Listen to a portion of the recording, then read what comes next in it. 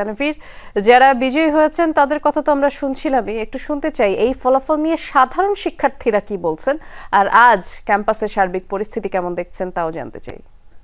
বৃষ্টি, ক্যাম্পাসের সার্বিক পরিস্থিতি এখন পর্যন্ত স্বাভাবিক এবং সুখকর। কোনো ধরনের কোনো বিশৃঙ্খলা, হইহট্টগোল, অপ্রীতিকর পরিস্থিতি সেরকম কোনো কিছুই নেই।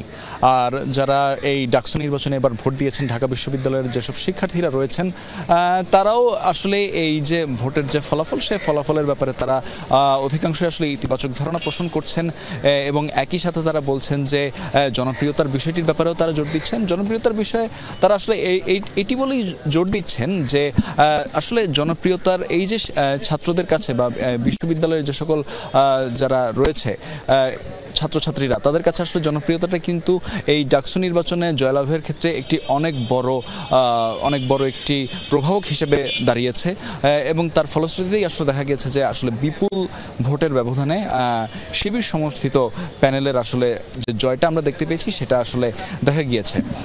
সেই ব্যাপারে ছাত্রছাত্রীরা সেরকম বলছিলেন যে আসলে এই যে ভোট গ্রহণের পর এই যে ডাকসু নির্বাচনের যে ফলাফল, ভোট গ্রহণের পর ভোটের ফলাফল জানানোর জন্য যে এত বিলম্ব হচ্ছিল, আমরা জিজ্ঞাসা করেছিলাম যে এত দেরি হওয়ার পিছনে আসলে কারণটা কি, তাদের ধারণা কি, এবং সেখানে আসলে বিভিন্ন ধরনের সম্ভাবনা, বিভিন্ন ধরনের ধারণার কথা উঠে এসেছে।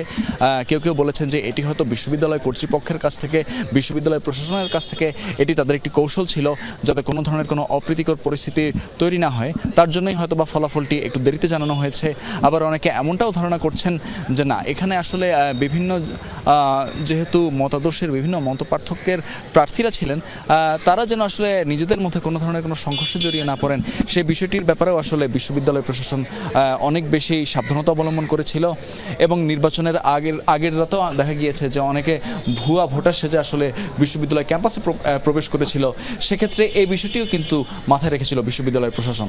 সব মিলিয়ে বলা যায় এখন পর্যন্ত কোনো ধরনের কোনো অস্বাভাবিক পরিস্থিতি বা অপ্রীতিকর পরিস্থিতির সৃষ্টি হয়নি ক্যাম্পাসে, এখন পর্যন্ত পরিস্থিতি স্বাভাবিক। বৃষ্টি, ধন্যবাদ। আমরা শুনছিলাম তানভীর।